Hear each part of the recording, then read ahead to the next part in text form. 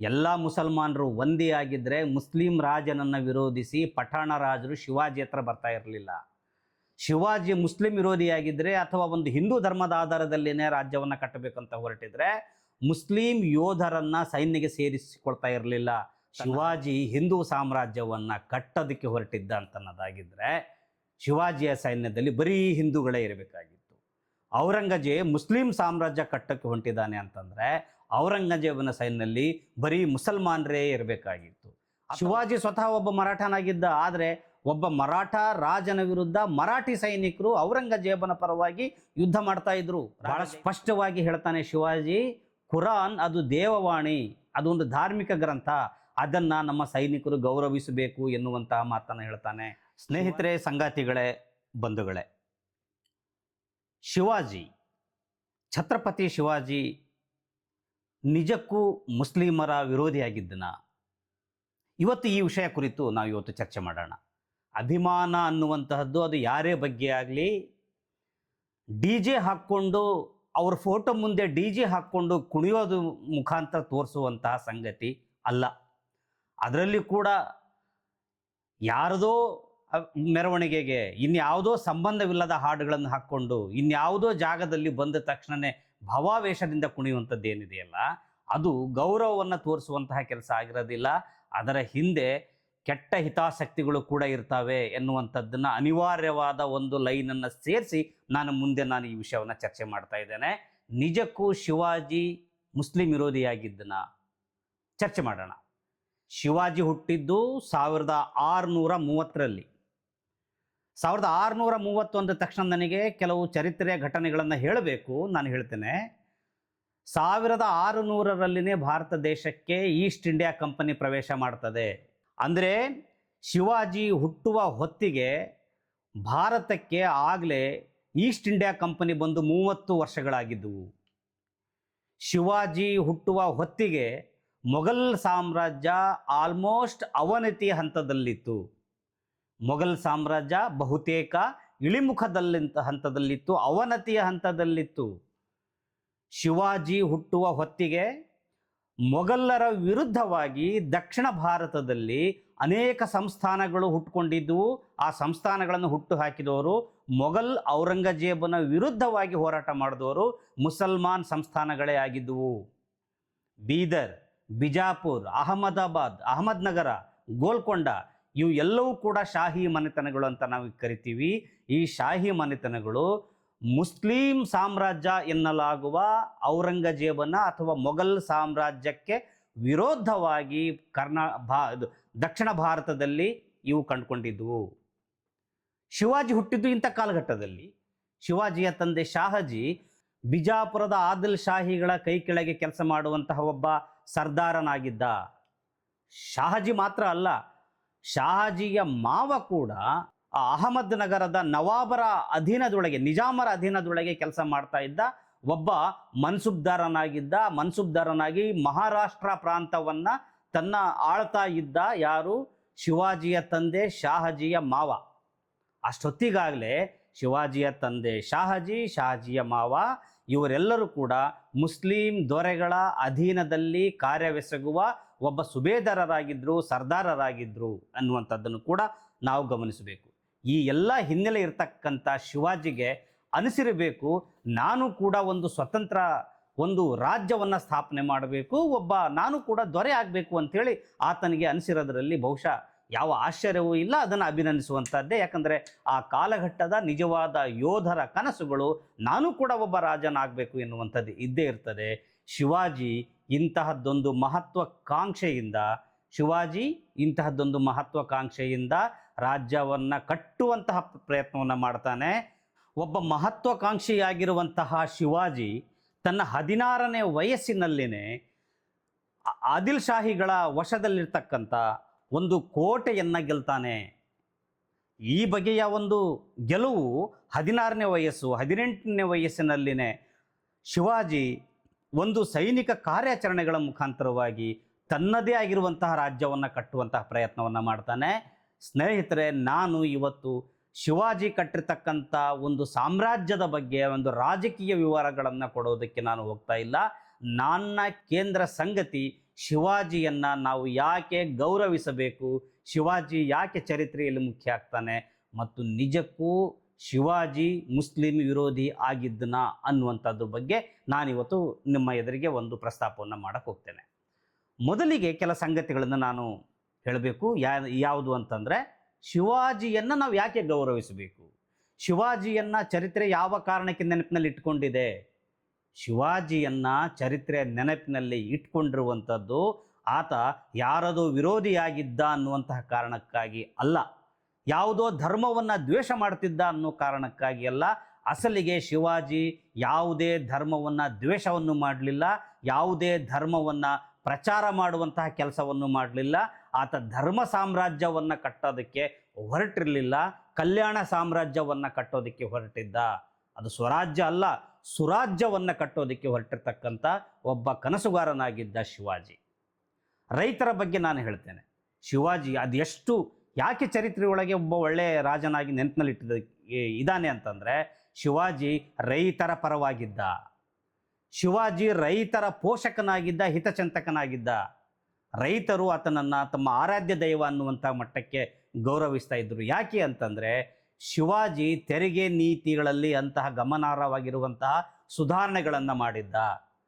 ಶಿವಾಜಿಗಿಂತ ಮೊದಲು ಇರತಕ್ಕಂಥ ದೊರೆಗಳು ತೆರಿಗೆಯನ್ನು ವಸೂಲಿ ಮಾಡುವಂತಹ ಕಾರ್ಯವನ್ನು ಆಯಾ ಪ್ರಾಂತ್ಯದಲ್ಲಿರ್ತಕ್ಕಂಥ ಈ ದೇಸಾಯಿಗಳು, ಕುಲಕರ್ಣಿಗಳು, ದೇಶಪಾಂಡೆಗಳು, ಈ ಬಗೆಯ ಜನರಿಗೆ ನೀವು ಎಷ್ಟಾದರೂ ತೆರಿಗೆಯನ್ನು ಸಂಗ್ರಹ ಮಾಡಿಕೊಳ್ಳ್ರಿ, ನನಗೆ ಕೊಡುವಷ್ಟು ತೆರಿಗೆಯನ್ನು ಕೊಟ್ಟು ಬಿಡ್ರಿ ಅನ್ನುವಂತಹ ರೀತಿಯೊಳಗೆ ಇರ್ತಿದ್ರು. ಇಂತಹ ಸಂದರ್ಭದಲ್ಲಿ ಈ ಸ್ಥಳೀಯವಾಗಿರುವಂತಹ ತೆರಿಗೆ ಸಂಗ್ರಹಕಾರ ದೇಶಪಾಂಡೆ, ಕುಲಕರ್ಣಿ ಈ ಮುಂತಾದ ಜನ ಏನಿದಾರಲ್ಲ, ಬೇಕಾಬಿಟ್ಟಿಯಾಗಿ ತುಂಬ ಅನ್ಯಾಯದ ರೀತಿ ಒಳಗೆ ರೈತರಿಗೆ ಹಿಂಸೆ ಕೊಟ್ಟು ಹೆಚ್ಚು ತೆರಿಗೆಯನ್ನು ಸಂಗ್ರಹ ಮಾಡ್ತಾ ಇದ್ರು. ಶಿವಾಜಿ ಹಾಗೆ ಮಾಡಲಿಲ್ಲ. ಇಮ್ಮಿಡಿಯೇಟ್ ಆಗಿ ತಾನು ತನ್ನ ಅಧಿಕಾರಕ್ಕೆ ಬಂದ ತನ್ನ ಒಂದು ಅಧೀನದಲ್ಲಿರ್ತಕ್ಕಂಥ ಇವರಿಗೆಲ್ಲ ಕೂಡ ಎಚ್ಚರಿಕೆಯನ್ನು ಕೊಟ್ಟಿದ್ದ. ನಿರ್ದಿಷ್ಟವಾಗಿರುವಂತಹ ತೆರಿಗೆಯನ್ನು ಸಂಗ್ರಹ ಮಾಡಬೇಕು, ಯಾರು ರೈತರಿಗೆ ಹೆಚ್ಚಿನ ತೆರಿಗೆಯನ್ನು ವಸೂಲಿ ಮಾಡಬಾರದು ಎನ್ನುವಂಥ ರೀತಿಯೊಳಗೆ ಎಚ್ಚರಿಕೆಯನ್ನು ಕೊಟ್ಟಿದ್ದ. ಮತ್ತು ಬಹಳ ಮುಖ್ಯವಾಗಿ ರಾಜರಿಗೆ ಅಥವಾ ಸಂಸ್ಥಾನಿಕರಿಗೆ ತೆರಿಗೆಯನ್ನು ಕೊಡಬೇಕಾಗಿರುವಂಥದ್ದು ಆ ಕಾಲದಲ್ಲಿ ದೊಡ್ಡ ಹೊರೆಯಾಗಿತ್ತು. ರೈತರಿಗೆ ಬೆಳೆ ಬೆಳೀಲಿ, ಮಳೆ ಬರಲಿ ಬರದೇ ಇರಲಿ, ಬರಗಾಲ ಬಂದರೂ ಕೂಡ ತೆರಿಗೆಯನ್ನು ಕಟ್ಟುವಂಥ ಪರಿಸ್ಥಿತಿ ಇತ್ತು. ಆದರೆ ಶಿವಾಜಿ ಬಂದ ತಕ್ಷಣ ಏನು ಮಾಡೋದು ಅಂತಂದರೆ, ರೈತರು ಬರಗಾಲದಲ್ಲಿ ತೆರಿಗೆಯನ್ನು ಕಟ್ಟಬೇಕಾಗಿಲ್ಲ ಅಂಥೇಳಿ ಬರಗಾಲದ ಅವಧಿಯ ತೆರಿಗೆಯನ್ನು ಮನ್ನಾ ಮಾಡಿದ್ದ, ರದ್ದು ಮಾಡಿದ್ದ, ತೆರಿಗೆಯನ್ನು ರದ್ದು ಮಾಡಿದ್ದ. ಅಷ್ಟು ಮಾತ್ರವಲ್ಲ, ರೈತರಿಗೆ ಬೆಳೆ ಬೆಳೆಯೋದಕ್ಕಾಗಿ ಬೆಳೆ ಸಾಲ ಎನ್ನುವಂತಹ ರೀತಿಯೊಳಗೆ ಒಂದು ಸಾಲ ನೀಡುವಂತಹ ಒಂದು ಸೌಲಭ್ಯವನ್ನು ಮಾಡಿದ್ದ. ಅದನ್ನು ತಕಾವಿ ಸಾಲ ಅಂತ ಕರೀಲಾಗ್ತಾ ಇತ್ತು. ಶಿವಾಜಿ ರೈತರಿಗೆ ಅನುಕೂಲವಾಗುವಂತೆ ಸಾಲವನ್ನು ಕೊಡ್ತಾ ಇದ್ದ. ಅಷ್ಟು ಮಾತ್ರವಲ್ಲ, ಆ ಕಾಲದಲ್ಲಿರ್ತಕ್ಕಂಥ ಒಂದು ಸೈನಿಕ ಪದ್ಧತಿ ಯಾವುದು ಅಂತಂದರೆ, ರಾಜರ ಸೈನ್ಯ ಅಥವಾ ಇನ್ಯಾವುದೋ ಒಬ್ಬ ಸರ್ದಾರನ ಸೈನ್ಯ ಬಂತಂದರೆ ರೈತರೆಲ್ಲ ಕೂಡ ಶರಣಾಗತರಾಗಬೇಕಾಗಿತ್ತು ಮತ್ತು ಗ್ರಾಮಗಳನ್ನು ಬಿಟ್ಟು ಓಡ್ ಹೋಗಬೇಕಾಗಿತ್ತು. ಇಂಥ ಪರಿಸ್ಥಿತಿ ಇತ್ತು. ಆ ಸೈನ್ಯ ಎನ್ನುವಂಥದ್ದು ಹೊಲಗಳ ಮೇಲೆ, ಬೆಳೆಗಳ ಮೇಲೆ ದಾಳಿ ಮಾಡುವಂಥ ಪರಿಸ್ಥಿತಿ ಇರ್ತಾ ಇತ್ತು. ಆದರೆ ಶಿವಾಜಿ ತನ್ನ ಅಧೀನದಲ್ಲಿರ್ತಕ್ಕಂಥ ಸೈನಿಕರಿಗೆ ಒಂದು ಗಂಭೀರವಾದ ಎಚ್ಚರಿಕೆಯನ್ನು ಕೊಡ್ತಾನೆ. ನನ್ನ ವ್ಯಾಪ್ತಿಯೊಳಗೆ ಯಾರೂ ಕೂಡ, ಯಾವ ಸೈನಿಕನೂ ಕೂಡ ಒಬ್ಬನೇ ಒಬ್ಬ ರೈತನ ಬೆಳೆಗೆ ಹಾನಿ ಮಾಡಬಾರದು. ಒಬ್ಬ ರೈತನ ಬೆಳೆಗೆ ಹಾನಿ ಮಾಡೋದು, ಹೊಲದಲ್ಲಿ ದಾಳಿ ಮಾಡೋದು ಅಲ್ಲ. ಒಂದೇ ಒಂದು ಹುಲ್ಲು ಕಡ್ಡಿ ಕೂಡ ನಿಮ್ಮಿಂದ ನಷ್ಟ ಆಗಬಾರ್ದು ಎನ್ನುವಂತಹ ಎಚ್ಚರಿಕೆಯನ್ನು ಕೊಟ್ಟಿದ್ದ. ಎಷ್ಟರ ಮಟ್ಟಿಗೆ ಇದೆ ಅಂತಂದರೆ, ಚರಿತ್ರೆಯಲ್ಲಿ ದಾಖಲೆಗಳಿದ್ದಾವೆ. ಸೈನಿಕರಿಗೆ ಶಿವಾಜಿ ಒಂದು ಎಚ್ಚರಿಕೆಯನ್ನು ಕೊಡ್ತಾನೆ. ಏನು ಅಂತಂದರೆ, ಸೈನಿಕರು ಪಂಜುಗಳನ್ನು ಒಯ್ಯುವಂಥದ್ದು ಮಾಮೂಲು. ಪಂಜುಗಳ ಬೆಳಕಿನಲ್ಲಿ ಕೂಡ ರಾತ್ರಿ ಹೊತ್ತು ಅವರು ಪ್ರಯಾಣವನ್ನು ಮಾಡುವಂಥ ಸಂದರ್ಭ ಇತ್ತು. ಅಂಥ ಸಂದರ್ಭದಲ್ಲಿ ಶಿವಾಜಿ ಹೇಳ್ತಾನೆ ಸೇನಾ ಮುಖಂಡರಿಗೆ, ನೀವು ರಾತ್ರಿ ಹೊತ್ತು ಪಂಜು ಹಿಡ್ಕೊಂಡು ನೀವು ಹೋಗುವಂತಹ ಸಂದರ್ಭದಲ್ಲಿ ರೈತರು ಬೇಸಿಗೆ ಕಾಲದೊಳಗೆ ಬಣವೆಗಳನ್ನು ಒಟ್ಟಿರ್ತಾರೆ. ನೀವು ಹುಷಾರಾಗಿ ಹೋಗಿ ನಿಮ್ಮ ಪಂಜಿನ ಬೆಂಕಿಯಿಂದ ರೈತರ ಬಣವೆಗೆ ಬೆಂಕಿ ತಾಗುವ ರೀತಿಯೊಳಗೆ ಆಗಬಾರದು ಎನ್ನುವಂತಹ ರೀತಿಯ ಎಚ್ಚರಿಕೆಯನ್ನು ಕೂಡ ಕೊಟ್ಟಿರ್ತಾನೆ. ಇಷ್ಟು ಬಗೆಯ ಒಂದು ಕಾಳಜಿಯನ್ನು ಶಿವಾಜಿ ರೈತರ ಪರವಾಗಿ ವಹಿಸ್ಕೊಂಡಿರ್ತಾನೆ. ಅಷ್ಟು ಮಾತ್ರ ಅಲ್ಲ, ರಾಜರ ಕುದುರೆಗಳಿಗೆ ಹಳ್ಳಿಗಳಲ್ಲಿ ಹೋದರೆ ಇದು ರಾಜರ ಕುದುರೆ, ಇದು ಸೇನಾಪತಿಗಳ ಕುದುರೆ, ಇದಕ್ಕೆ ಮೇವು ಕೊಡು ಅಂಥೇಳಿ ವಸೂಲಿ ಮಾಡುವಂತಹ ಒಂದು ರೀತಿ ಇರ್ತಾ ಇತ್ತು. ಆದರೆ ಶಿವಾಜಿ ಹೇಳ್ತಾನೆ, ಅದು ನಮ್ಮದೇ ಕುದುರೆ ಆಗಿರ್ಬೋದು, ನಮ್ಮ ಸೈನ್ಯದ ಕುದುರೆಯೇ ಆಗಿರ್ಬೋದು, ಹಳ್ಳಿಗಳಿಗೆ ಹೋಗಿ ನೀವು ಅದನ್ನು ಮೇವು ಕಾಳು ಕುದುರೆಗಳಿಗೆ ತಗೊಳ್ಳುವಾಗ ರಾಜರ ಹೆಸರು ಹೇಳಿಕೊಂಡು ಪುಕ್ಕಟೆಯಾಗಿ ರೈತರಿಂದ ತಗೋಬೇಡಿ, ರೈತರಿಂದ ಪಡೆದಿರತಕ್ಕಂಥ ಮೇವಿಗೆ ಪ್ರತಿಯಾಗಿ ನೀವು ಅದಕ್ಕೆ ಬೆಲೆಯನ್ನು ತೆತ್ತು ನಮ್ಮ ಕುದುರೆಗಳಿಗೆ ಮೇವನ್ನು ಕಾಳನ್ನು ತೆಗೆದುಕೊಳ್ಳ್ರಿ ಅಂತ ಹೇಳಿ ನಿರ್ದೇಶನ ಕೊಟ್ಟಿದ್ದ. ಇದು ಶಿವಾಜಿಯ ಪ್ರಗತಿಪರವಾಗಿರ್ತಕ್ಕಂಥ ಆಡಳಿತ. ಶಿವಾಜಿ ಆ ಕಾಲದಲ್ಲಿನೇ ಭೂಮಿಯನ್ನು ಅಳತೆ ಮಾಡಿಸಿದ್ದ. ಶಿವಾಜಿ ಭೂಮಿಯನ್ನು ಅಳತೆ ಮಾಡಿಸಿ ಆ ಭೂಮಿಯ ವಿಸ್ತೀರ್ಣಕ್ಕೆ ತಕ್ಕ ರೀತಿ ಒಳಗೆ ಮತ್ತು ಆ ಗಾತ್ರಕ್ಕೆ ತಕ್ಕಂತೆ ತೆರಿಗೆಯನ್ನು ವಸೂಲಿ ಮಾಡುತ್ತಿದ್ದ. ಈ ಬಗೆಯ ಒಂದು ನೀತಿ ಏನಿದೆಯಲ್ಲ, ತೆರಿಗೆಯಲ್ಲಿ ಸುಧಾರಣೆ ಬಂದಿದ್ದು, ರೈತರಿಗೆ ಸಾಲವನ್ನು ಕೊಡ್ತಾ ಇದ್ದಿದ್ದು, ರೈತರ ಪರವಾಗಿ ಅಪಾರವಾಗಿರುವಂಥ ಕಾಳಜಿ ಇರುವಂಥದ್ದು ಏನಿದೆಯಲ್ಲ, ಇದು ಶಿವಾಜಿಯನ್ನ ಚರಿತ್ರೆಯೊಳಗೆ ಒಬ್ಬ ಮಹಾನುಭಾವ ಅಂಥೇಳಿ, ಒಬ್ಬ ಒಳ್ಳೆಯ ದೊರೆ ಅಂಥೇಳಿ ಮಹಾರಾಷ್ಟ್ರದ ಸುತ್ತಮುತ್ತ ಜನ ಶಿವಾಜಿಯ ಬಗ್ಗೆ ಜನಪದ ಹಾಡುಗಳನ್ನು ಕಟ್ಟಿ, ಕಥೆಗಳನ್ನು ಕಟ್ಟಿ ಇವತ್ತು ಮೆರೆಸೋದಕ್ಕೆ ಸಾಧ್ಯ ಆಯಿತು. ಇದು ಅಭಿಮಾನದಿಂದ, ಇದು ವಾಸ್ತವದ ನೆಲೆಯಿಂದ ಬಂದಿರತಕ್ಕಂಥ ಅಭಿಮಾನ ಎನ್ನುವಂಥದ್ದನ್ನು ನಾವು ಗಮನಿಸಬೇಕು. ಶಿವಾಜಿಯನ್ನು ಗೌರವಿಸೋದಕ್ಕೆ ಚರಿತ್ರೆಯಲ್ಲಿರುವಂಥ ಇನ್ನೊಂದು ಭಾಳ ದೊಡ್ಡ ಕಾರಣ ಏನು ಅಂತಂದರೆ, ಶಿವಾಜಿ ಮಹಿಳೆಯರನ್ನು ಅಪಾರವಾಗಿ ಗೌರವಿಸ್ತಾ ಇದ್ದ. ಮಹಿಳೆಯರನ್ನು ಅಗೌರವ ಮಾಡಿದರೆ, ಮಹಿಳೆಯರಿಗೆ ಅನಾಚಾರ ಮಾಡಿದರೆ ಮಹಿಳೆಯರ ಮೇಲೆ ಯಾವುದೇ ಕಾರಣಕ್ಕೂ ಕೂಡ ಶಿವಾಜಿ ಕ್ಷಮಿಸ್ತಾ ಇರಲಿಲ್ಲ. ಯುದ್ಧದಲ್ಲಿ ಸೋತ ಸೈನ್ಯದ ಮಹಿಳೆಯರ ಮೇಲೆ ಒಂದು ಆಕ್ರಮಣ ಮಾಡುವಂಥದ್ದು, ಗೆದ್ದ ಸೈನ್ಯ ದುರಾಚಾರ ಮಾಡುವಂಥದ್ದು ಸಾಮಾನ್ಯ ಸಂಗತಿಯಾಗಿರುವಂಥ ಕಾಲದೊಳಗೆ ಶಿವಾಜಿ ಬಹಳ ತಮ್ಮ ಸೈನ್ಯಕ್ಕೆ ಎಚ್ಚರಿಕೆಯನ್ನು ಕೊಡ್ತಾನೆ. ಮುಸ್ಲಿಂ ಮಹಿಳೆಯೇ ಆಗಿರಲಿ, ಹಿಂದೂ ಮಹಿಳೆಯೇ ಆಗಿರಲಿ, ಅವರ ಮೇಲೆ ನೀವು ಅನಾಚಾರ ಮಾಡಿದರೆ ನಾನು ಸಹಿಸಿಕೊಳ್ಳೋದಿಲ್ಲ ಎನ್ನುವಂತಹ ಎಚ್ಚರಿಕೆಯನ್ನು ಕೂಡ ಕೊಟ್ಟಿದ್ದ.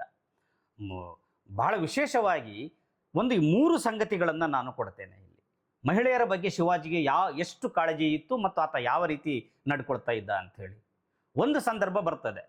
ರಾಂಜ ಎನ್ನುವಂತಹ ಗ್ರಾಮದ ಒಬ್ಬ ಪಾಟೀಲ ಆತ ಅಲ್ಲಿರ್ತಕ್ಕಂಥ ಒಬ್ಬ ಬಡ ರೈತನ ಮಗಳ ಮೇಲೆ ಅನಾಚಾರವನ್ನು ಎಸಗ್ತಾನೆ.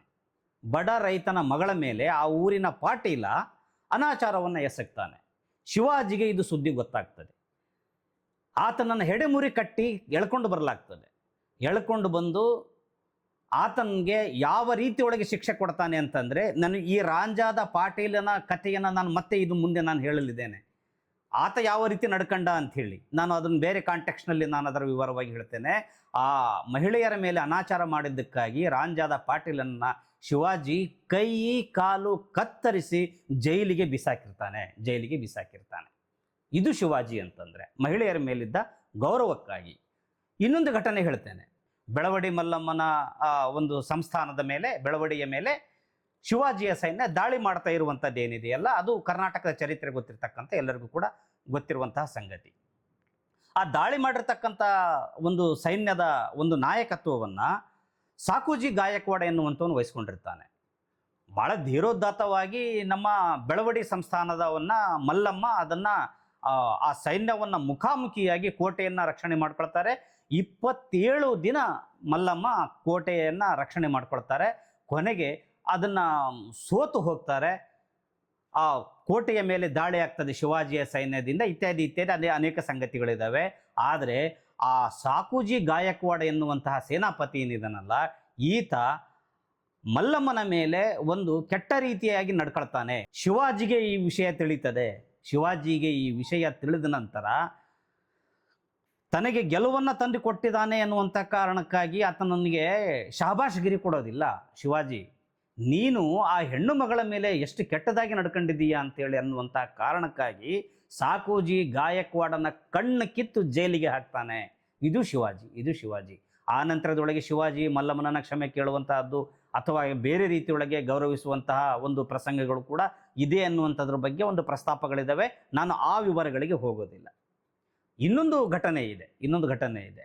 ಒಬ್ಬ ಕಲ್ಯಾಣದ ಸುಬೇದಾರನ ಸೊಸೆಯ ಪ್ರಸಂಗ ಅಂಥೇಳಿ, ಅದು ಮಹಾರಾಷ್ಟ್ರದ ಜನಪದ ಕಲಾವಿದರು ಮರಾಠಿ ಭಾಷೆಯೊಳಗೆ ಅದು ಒಂದು ಕಥನವನ್ನು ಹಾಡುವಂಥ ಸಂದರ್ಭ ಇದೆ. ಶಿವಾಜಿಯ ಒಬ್ಬ ಸೈನಿಕನೊಬ್ಬ ಮಹಾರಾಜನನ್ನು ಸಂಪ್ರೀತಗೊಳಿಸಬೇಕು ಎನ್ನುವಂತಹ ಕಾರಣಕ್ಕಾಗಿ ಒಬ್ಬ ಚೆಲುವೆಯಾದ ಹೆಣ್ಣನ್ನು ಎಳ್ಕೊಂಡು ಬಂದಿರ್ತಾನೆ, ಅಥವಾ ಅದು ಇನ್ನೊಂದು ಧರ್ಮದ ಹೆಣ್ಣು ಮಗಳನ್ನು ಎಳ್ಕೊಂಡು ಬಂದು ಇದರಿಂದ ರಾಜರು ಭಾಳ ಖುಷಿಯಾಗಿಬಿಡ್ತಾರೆ ಅಂಥೇಳಿ ಎಳ್ಕೊಂಡು ಬಂದು ಅರ್ಪಿಸ್ತಾನೆ ಆ ಹೆಣ್ಣನ್ನು. ಶಿವಾಜಿ ಆ ರೀತಿ ಎಳ್ಕೊಂಡು ಬಂದ ಸೈನಿಕನನ್ನು ಯಾವ ರೀತಿ ನಡೆಸ್ಕೊಂಡ್ರು ಎನ್ನುವಂಥದ್ದು ನೀವೆಲ್ಲ ಈಗಾಗಲೇ ಊಹೆ ಮಾಡಿರ್ತೀರಿ, ಅದನ್ನು ಬಿಡಿಸಿ ಹೇಳಬೇಕಾಗಿಲ್ಲ.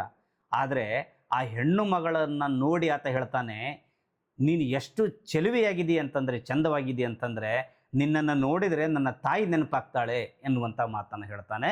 ಇದು ಭಾಳ ಸುಂದರವಾಗಿ ಮರಾಠಿ ಜನಪದ ಕಥನದಲ್ಲಿ ಇದು ದಾಖಲಾಗಿದೆ. ಅಂದರೆ ಅದರ ಅರ್ಥ ಏನು ಅಂತಂದರೆ, ಎಂತಹದ್ದೇ ಅಬಲೆಯಾಗಿರುವಂತಹ, ಎಂತಹ ಚೆಲುವೆಯಾಗಿರುವಂತಹ ತರುಣಿಯರನ್ನು ಅವರನ್ನು ಕೂಡ ಶಿವಾಜಿ ತನ್ನ ತಾಯಿಯ ಸ್ವರೂಪ ಅಂತೇಳಿ ಭಾವಿಸಿದ್ದ ಅಂಥೇಳಿ ಚರಿತ್ರೆ ದಾಖಲಿಸ್ತದೆ. ಈ ಕಾರಣಕ್ಕೆ ಕಣ್ರಿ ಶಿವಾಜಿ ಮಹಾನ್ ಭಾವ ಆಗೋದು, ರೈತರನ್ನು ಗೌರವಿಸ್ತಿದ್ದ, ಮಹಿಳೆಯರನ್ನು ಗೌರವಿಸ್ತಿದ್ದ ಎನ್ನುವಂಥ ಕಾರಣಕ್ಕಾಗಿ ಶಿವಾಜಿ ಭಾಳ ದೊಡ್ಡ ಮನುಷ್ಯ ಅಂಥೇಳಿ ದಾಖಲಾಗ್ತಾನೆ. ಶಿವಾಜಿ ಮಾಡಿರ್ತಕ್ಕಂಥ ಇನ್ನೊಂದು ದೊಡ್ಡ ಒಂದು ಸುಧಾರಣೆ ಏನು ಅಂತಂದರೆ, ಗುಲಾಮಗಿರಿಯನ್ನು ನಿಷೇಧಿಸಿದ್ದ, ಗುಲಾಮರ ಮಾರಾಟವನ್ನು ನಿಷೇಧ ಮಾಡಿದ್ದ. ಗುಲಾಮರನ್ನು ಮಾರಾಟ ಮಾಡುವಂಥದ್ದು ಆ ಕಾಲದೊಳಗೆ ಮಾಮೂಲಿಯಾಗಿತ್ತು. ಗೋವಾದಲ್ಲಿ ಅಥವಾ ಸಮುದ್ರ ತೀರದಲ್ಲಿ ಅನೇಕ ಮಾರುಕಟ್ಟೆಗಳಲ್ಲಿ ಗುಲಾಮರ ಮಾರಾಟ ನಡೀತಾ ಇತ್ತು. ಆದರೆ ಶಿವಾಜಿ ಗುಲಾಮರ ಮಾರಾಟವನ್ನು ತಡೆಗಟ್ಟಿದ್ದ ಮತ್ತು ಭಾಳ ಸ್ಪಷ್ಟವಾಗಿ ನಿಷೇಧಿಸಿದ್ದ. ಮನುಷ್ಯರು ರೊಕ್ಕಕ್ಕೆ ಖರೀದಿ ಮಾಡುವಂಥ ಪರಿಸ್ಥಿತಿ ಬರಬಾರ್ದು ಅಂಥೇಳಿ ಭಾಳ ಮಾನವೀಯವಾಗಿರುವಂಥ ನಿಲುವನ್ನು ಹೊಂದಿದ್ದ. ಇನ್ನೊಂದು ಸಂಗತಿಯನ್ನು ನಾವು ಇಲ್ಲಿ ಪ್ರಸ್ತಾಪನೆ ಮಾಡಲೇಬೇಕು. ಪ್ರಾಂತೀಯವಾಗಿರುವಂಥ ಭಾಷೆಗಳ ಮೇಲಿನ ಅಭಿಮಾನ ಅದು ಯಾರೇ ಮಾಡಿದರೂ ಕೂಡ ಅದು ಸ್ವಾಗತಾರ್ಹವಾಗಿರುವಂಥದ್ದು. ಶಿವಾಜಿಯ ಕಾಲಕ್ಕೆ ಇದ್ದದ್ದು ಪರ್ಷಿಯಾ ಭಾಷೆಯ ಆಡಳಿತ. ಯಾಕಂದರೆ ಆ ಕಾಲದಲ್ಲಿ ಇದ್ದದ್ದು ಮೊಘಲರು ಮತ್ತು ಶಾಹಿ ಆಡಳಿತಗಾರರು ಇದ್ದಿದ್ದರಿಂದ ಅವರ ಭಾಷೆ ಪರ್ಷಿಯಾ ಭಾಷೆ ಆಗಿರೋದ್ರಿಂದ ಆಡಳಿತವೆಲ್ಲ ಪರ್ಷಿಯಾ ಭಾಷೆಯಲ್ಲೇ ಇರ್ತಾ ಇತ್ತು. ಶಿವಾಜಿ ತಾನು ತನ್ನ ಕೈವಶ ಮಾಡಿಕೊಂಡಿರುವಂತಹ ಪ್ರದೇಶಗಳಲ್ಲಿ ತುಂಬ ಆರಂಭದೊಳಗೆ ಪರ್ಷಿಯಾ ಭಾಷೆಯಲ್ಲಿನೇ ತನ್ನ ಆಡಳಿತವನ್ನು ಮುಂದುವರಿಸ್ತಾನೆ. ಅದು ಅನಿವಾರ್ಯವಾಗಿರ್ತದೆ, ಯಾಕೆಂದರೆ ಆಡಳಿತವನ್ನು ಇದ್ದಕ್ಕಿದ್ದಂಗೆ ಹೊಸ ಭಾಷೆಯನ್ನು ತಂದು ಸುಧಾರಿಸೋದಕ್ಕೆ ಆಗೋದಿಲ್ಲ ಅಂಥೇಳಿ. ಆದರೆ ಪರ್ಷಿಯಾ ಭಾಷೆಯಲ್ಲಿನೇ ಮುಂದುವರಿಸೋದಿಲ್ಲ. ಶಿವಾಜಿ ತನ್ನ ಆಡಳಿತಕ್ಕೆ ಒಳಪಟ್ಟಿರ್ತಕ್ಕಂಥ ಪ್ರದೇಶದಲ್ಲಿ ಮರಾಠಿ ಭಾಷೆಯನ್ನು ಆಡಳಿತ ಭಾಷೆಯನ್ನಾಗಿ ಜಾರಿಗೆ ತರ್ತಾನೆ.